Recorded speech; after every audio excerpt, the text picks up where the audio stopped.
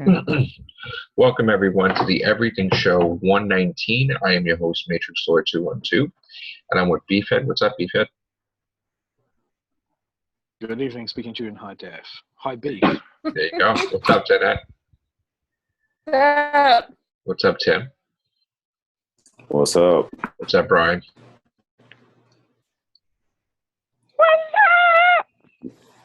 We're in the big leagues now. We're in the zoo. Okay.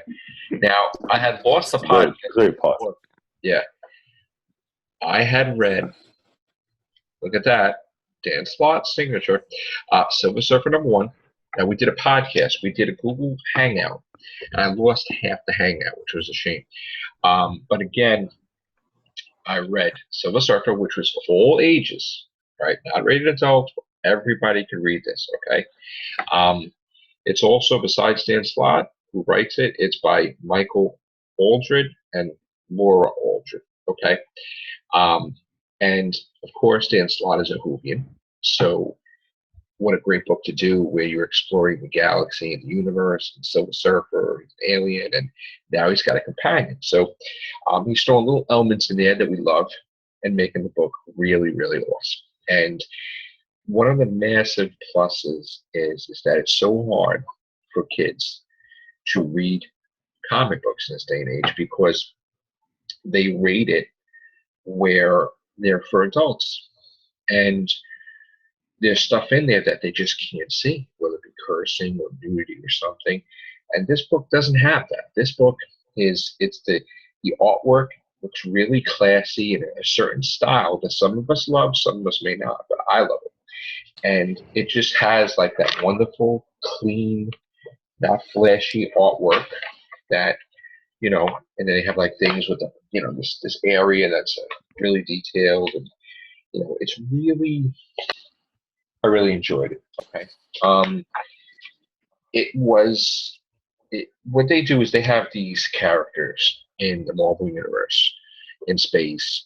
Well, we know all the characters, but the argument here is that we haven't seen the whole Marvel Universe. We haven't, it's such a huge place. There are characters that have been around forever. Like there's this character called the Never Queen that the Silver Surfer is going to have to battle. There are planets that he's not aware of, which he believes he knows every planet, everything. He doesn't, because it turns out that because he was a herald of Galactus, that meant that he would destroy planets. He would kill everybody on the planet so Galactus can eat it. Now, he realized and came to his senses a long time ago. He gave up that life, but people are still scared.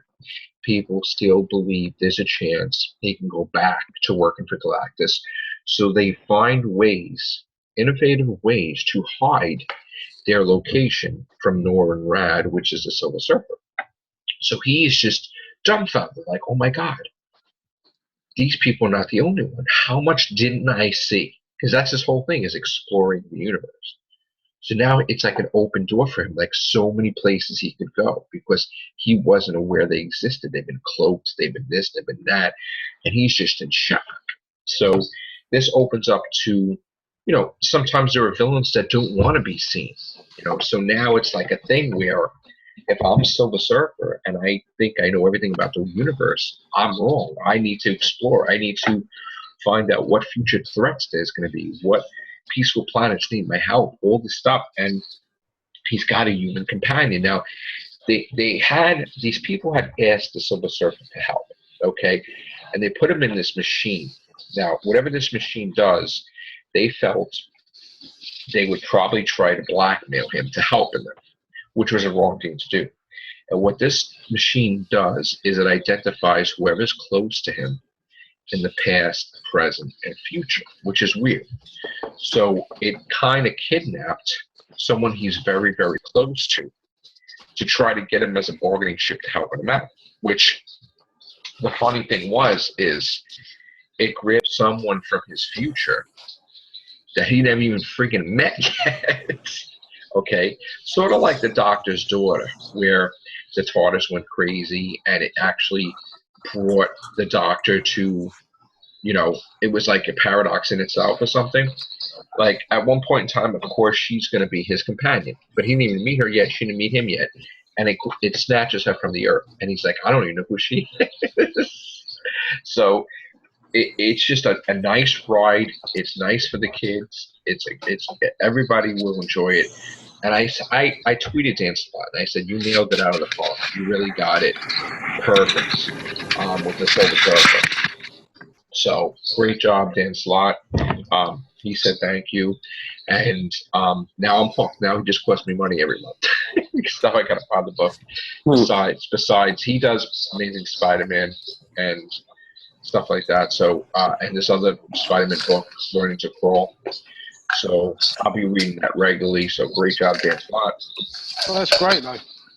Like I say, because I think certainly with the case of the comics being rated for adults, I think it's probably a bit of a kickback because for years you had the Comic Code Authority, didn't you?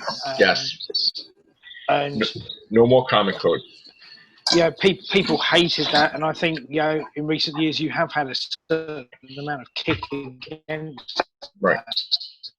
And now you've got something like family, ideally going for a wholesome story, but just saying, it's more story based and everything like that. It's for something that everyone can enjoy, so it's good in that front. Yeah. What do you say, Monk? I mean, were you always a fan of the Silver Surfer? Yeah, the Silver Surfer I always liked. I always liked his sense of exploration, being in exile, wanting to go home, and he can't, and he knows he can't. Right. Being loyal to his code. Right. I love it, and I think he nailed it. And it's a new book for me. It's part of my collection. And it's true. It's true. Like you should make the comics more accessible to the kids, right, Monk? I mean, yeah. Why not include them? Yeah. Once they got rid of the comics codes, they do things that I wouldn't let my nephews see. Oh, I wouldn't let my kids read stuff either. Yeah. What about you, Beefhead? Did you grow up on Silver Surfer? Not necessarily Silver Surfer as such, because I did read a few Silver Surfer comic books growing up as a kid, but it was more for me. It was sort of Batman, certainly Batman, X-Men. Right. What about you, Dinette? Were you ever into like Silver Surfer, animated, whatever, anything? Not really. I've never read it, but I've seen like Fantastic Four, the Rise of Silver Surfer and the movie and all that, but I've never actually read the comic book yet. What about you, Tim? Not really, but I mean, it seems pretty cool though. I mean, what is this, like some kind of relaunch, some new book? Yeah, they're restarting stuff. Yeah, that's cool. Then. Did anybody ever play the Silver Surfer video game? No, there was one. There was.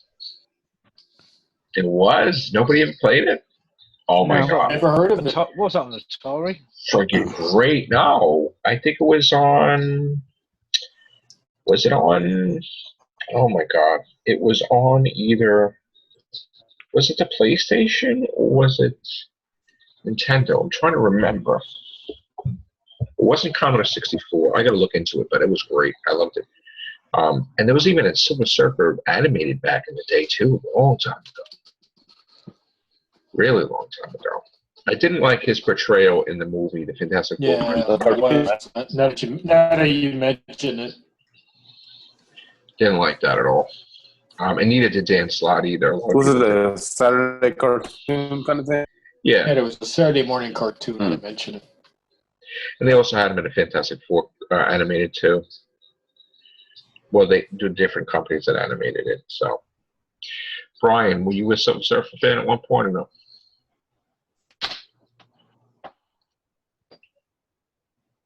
Brian?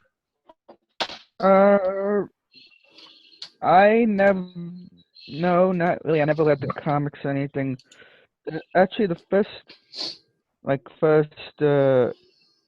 thing I ever saw of the Silver Surfer was the Fantastic Four movie.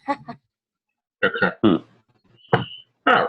Well. I mean, I heard of the Silver Surfer before that, but not actually in Yeah, it's still somewhere, I guess. Of like a TV or a movie or something. Well, I'll be interested to know as well, though, because didn't you say in the comics now they're dealing with the death of the Watcher?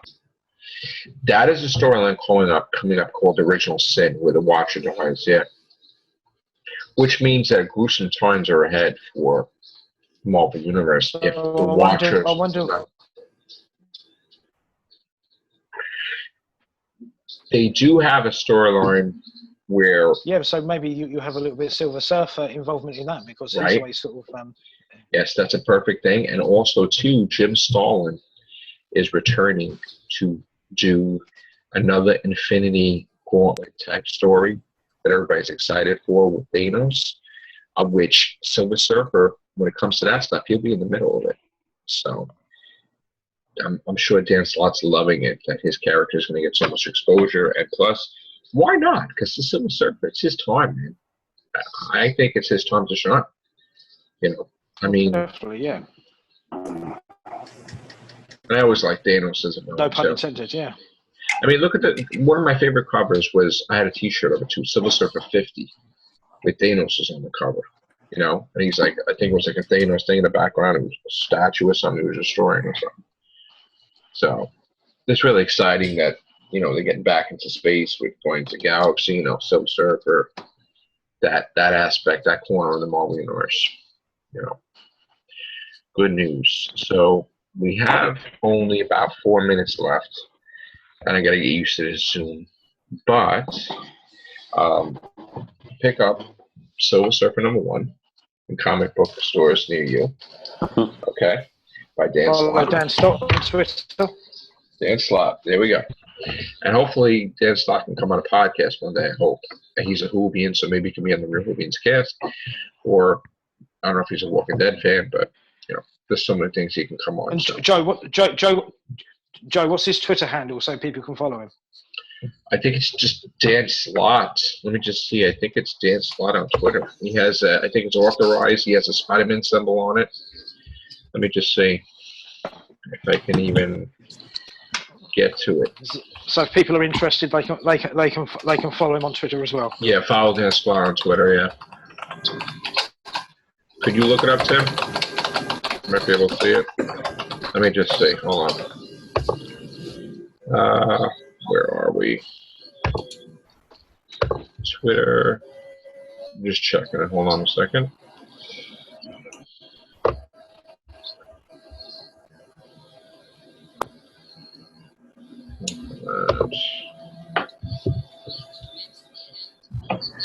Okay. It's just Dan Slott, Slott, on Twitter, and it has a Spider-Man symbol on his thing. That's him. Dan Slott on Twitter. Yep.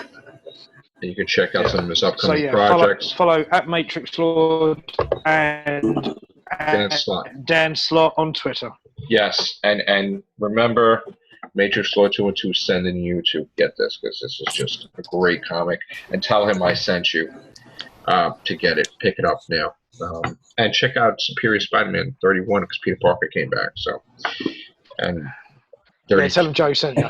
Yeah, well, 30 came out, and then 31. Yeah, I sent you for that too. I especially sent you for Peter Parker coming back. So, yeah, definitely on that one. So, other than that, thank God this April Fool's Day is coming to an end, because I hated it. Now, I do want to say, I did hear about an April Fool's Day joke from some Real Whovians that they were going to do concerning that I was dead. And I'm really glad that I stopped them from doing all these videos, because that would have been a disaster. Oh, God.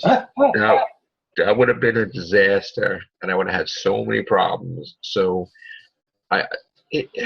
while I guess it's funny for like a half a second, in the end, stuff like with people dying and stuff is not funny. So Stallone did not die today.